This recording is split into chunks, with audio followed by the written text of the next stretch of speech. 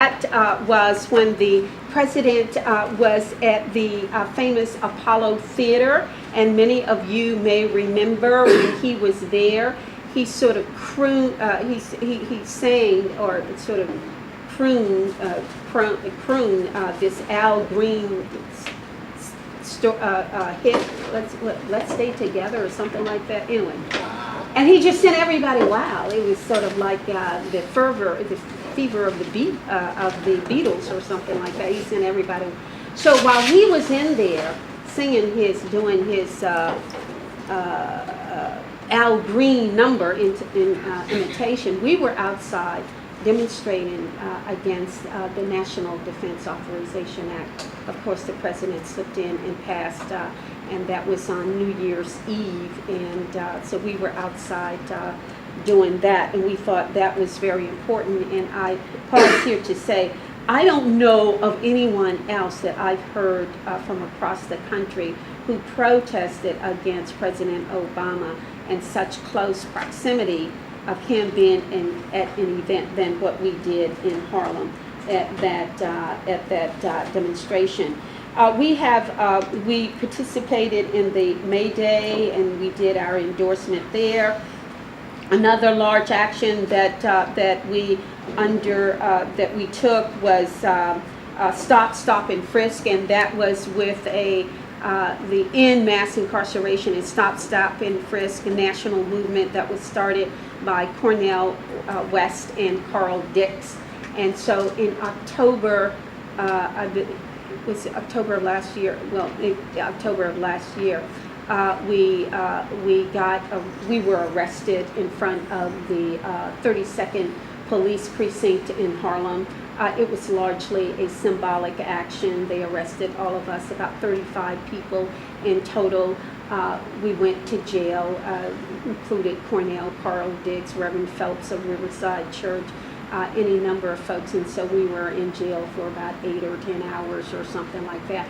And so we did that. So we have tried to make the organization and the existence of the organization, absent any physical infrastructure, of being relevant to the issues local as well as national. So that's it. Thank you.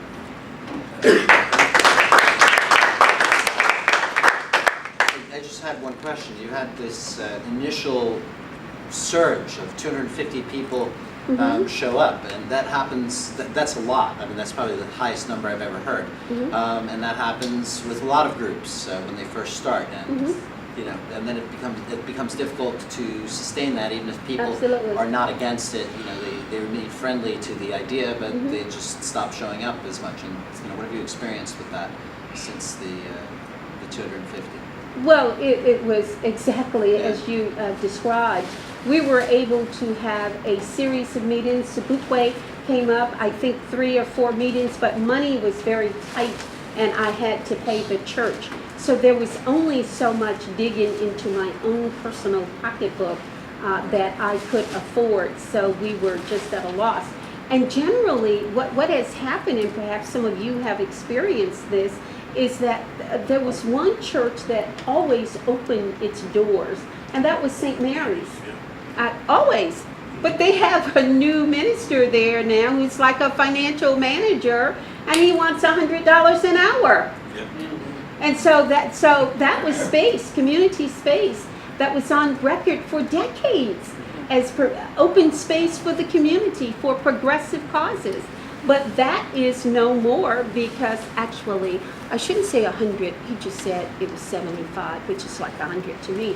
So that was it. And so again, when you went around to the churches and you begged, and I was hoping we would get our big chance from Occupy Wall Street, because they gave a large amount of money to this person in Harlem for some boiler or whatever, but I don't know, there's questions about where it actually went. So we were sort of desperate, and it was not sustainable, the money part of the revenue part of it coming from the members. And people would give, and some people gave generously, but it was not enough.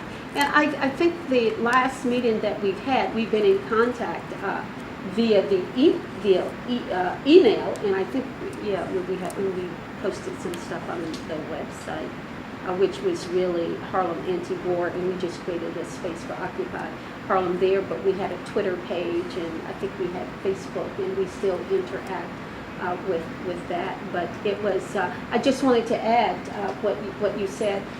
It opened up, even in Harlem, this dialogue, because now what's part of the American lexicon is the 1% and the 99%.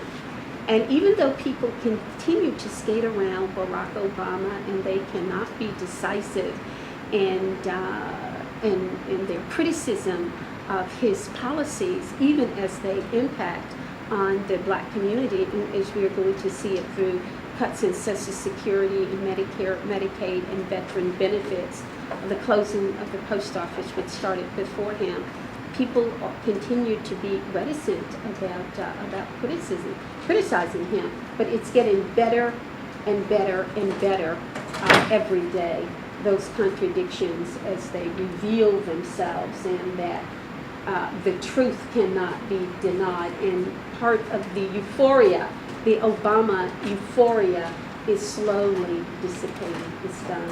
And so we're hopeful for that, but it's a hard task at best of keeping Occupy Harlem going, but we try as much as possible. And currently we're doing a lot of work around Haiti, not clothes and all of the other goods or donations to Harlem, but the UN troops out of Haiti for themselves.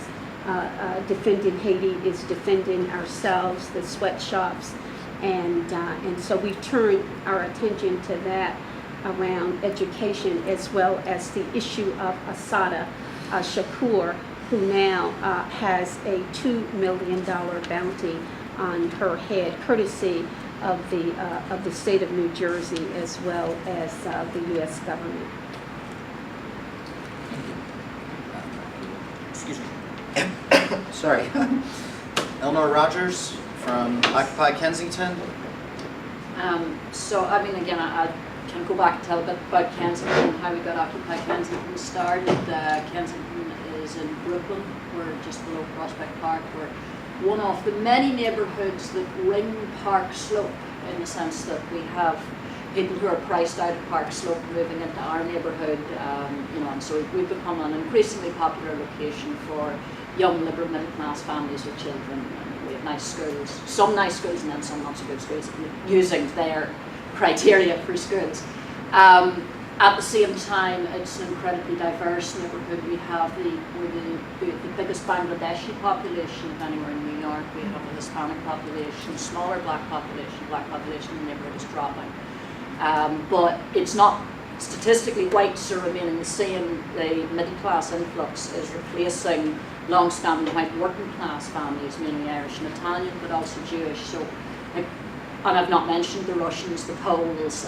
We have everything. And Occupy Kensington does not. Occupy Kensington is pretty much white and American. Well, sorry, I'm Irish, but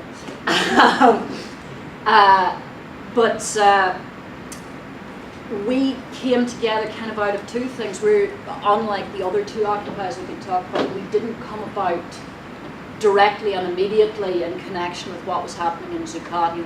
Samumba said that we were one of the last neighbourhood occupies to form. We are a year old this weekend, actually. What happened in our neighbourhood was that just as Zuccotti Park ended, there was a grocery store in the neighbourhood where they hadn't been paying minimum wage. New York Communities for Change, which is kind of one of the descendants of Acorn, it's a non-profit that works with unions. It came in to work with the workers and try and unionise and fight for fair contract and so on. And they've been doing this actually for a year, but not publicised in the neighbourhood. And basically things weren't going too well, and they decided they needed to organise a community support campaign. And so in January last year, they organised a community meeting, people interested in supporting. We held a series of rallies in the neighbourhood in support of the Golden Farm workers, like threatening the owner with a community boycott and so on. over the next couple of months. And what happened was NYCC would come in and mobilise the community for a specific event, and then they'd disappear for a month while they went and did behind the scenes negotiations, and then they'd come back and mobilise the same people again.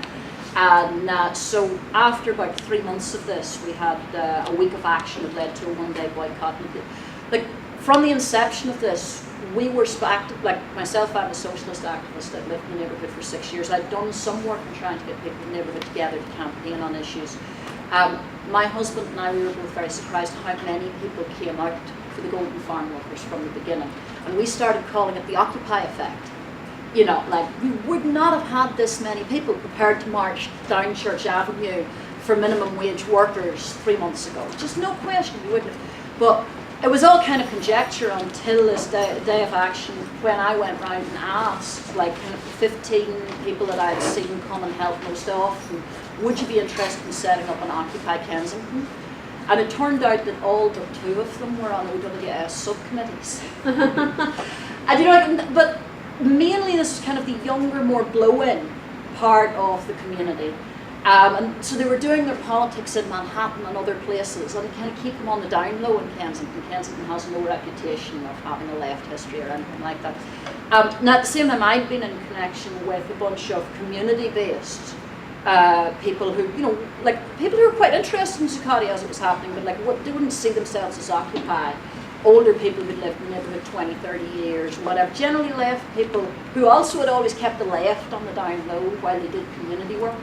And we managed to bring all these people together into, I mean, when I say all these people, like the largest General Assembly we've ever had, we've had 25 people at.